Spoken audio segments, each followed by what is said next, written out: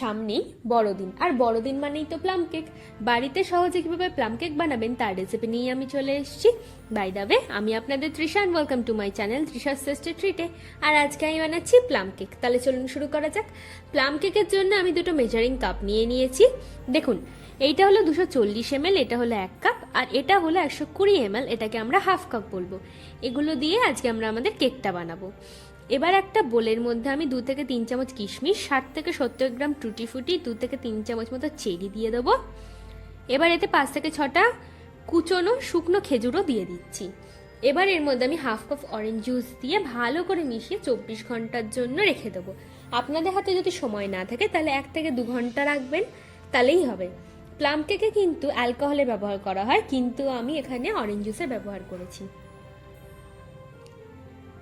এবার একটা বোলের মধ্যে আমি হাফ কাপ মতো দুধ দিয়ে দেবো, হাফ কাপ গুঁড়ো চিনি দিয়ে দিচ্ছি, হাফ কাপ তেল দিয়ে দেবো। দিয়ে আমরা এগুলোকে ভালো করে মিশিয়ে নেব। আচ্ছা, আপনারা যদি চান তাহলে এই তেলের বদলে আপনারা বাটারেরও ব্যবহার করতে পারেন। দেখুন, ভালো করে মেশানো হয়ে গেছে। এবার এর মধ্যে 1 কাপ মতো ময়দা দিয়ে দেবো, 4 চামচ মতো গুঁড়ো দুধ দিয়ে দেবো, আর হাফ চামচ মতো দারুচিনির গুঁড়ো দিয়ে দেবো। দিয়ে ভালো করে এগুলোকে আমরা মিশিয়ে নিচ্ছি। দেখুন, মেশানো হয়ে গেছে। এবার এর মধ্যে আমি স্বাদ মতো নুন দিয়ে দেবো। এবার ভেজানো টুটি ফ্রুটিটাকেও দিয়ে দেবো।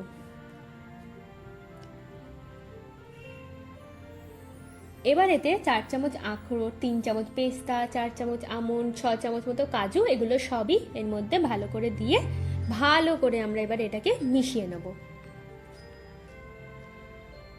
মিশিয়ে আমরা এটাকে খানিকক্ষণের জন্য রেস্টে দেবো। ততক্ষণ একটা প্যানের মধ্যে আমি হাফ কাপ চিনি দিয়ে চিনিটাকে আমরা ক্যারামেল করে নেব। দেখুন, প্লাম কেকে যে কালারটা হয় সেটা কিন্তু ক্যারামেলের জন্যই হয়, তাই এই স্টেপটা কিন্তু খুবই ইম্পর্টেন্ট। দেখুন, চিনিটা হালকা হালকা করে গলে গেছে। এবার চামচ দিয়ে আমরা ভালো করে চিনিটাকে প্রথমে গলিয়ে নেব।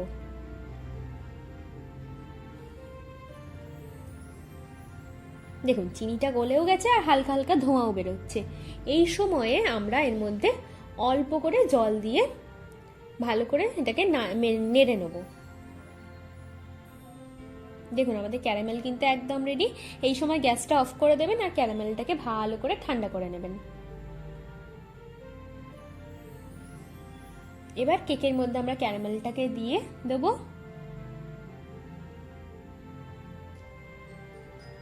ক্যারামেলটাকে দেওয়া হয়ে গেলে আমরা এবার ভালো করে মিশিয়ে নেব। দেখুন, ক্যারামেলটা দেওয়ার পরে কেকের কালারটা ঠিক কতটা সুন্দর এসছে। এবার এটাকে সাইডে রেখে দেবো। এবার একটা কেকের পাত্রে একটা ফয়েল পেপার নিয়ে ভালো করে কেকের পাত্রের শেপটাতে দিয়ে দেবো। আচ্ছা, আমার কাছে ফয়েল পেপার ছিল তাই আমি ফয়েল পেপারের ইউজ করেছি। আপনারা যদি চান তাহলে বাটার পেপারেরও ইউজ করতে পারেন, কোনো অসুবিধা নেই। এবার সেম প্রসেসে আর একটা ফয়েল পেপার নিয়ে সেমভাবে দিয়ে দেবো। এর ফলে কেকটা তলাতে লেগে যাবে না। এবার এর মধ্যে আমরা একটু অয়েল ব্রাশ করে দেবো, আপনারা চাইলে বাটারও ব্রাশ করে দিতে পারেন। এবার কেকের ব্যাটারের মধ্যে আমি 1 চামচ মতো ভ্যানিলা এসেন্স, 3 চামচ ডার্ক চকলেট, হাফ চামচ বেকিং পাউডার, 1/4 চামচ বেকিং সোডা আর 1 চামচ মতো ভিনিগার দিয়ে ভালো করে মিশিয়ে নেব।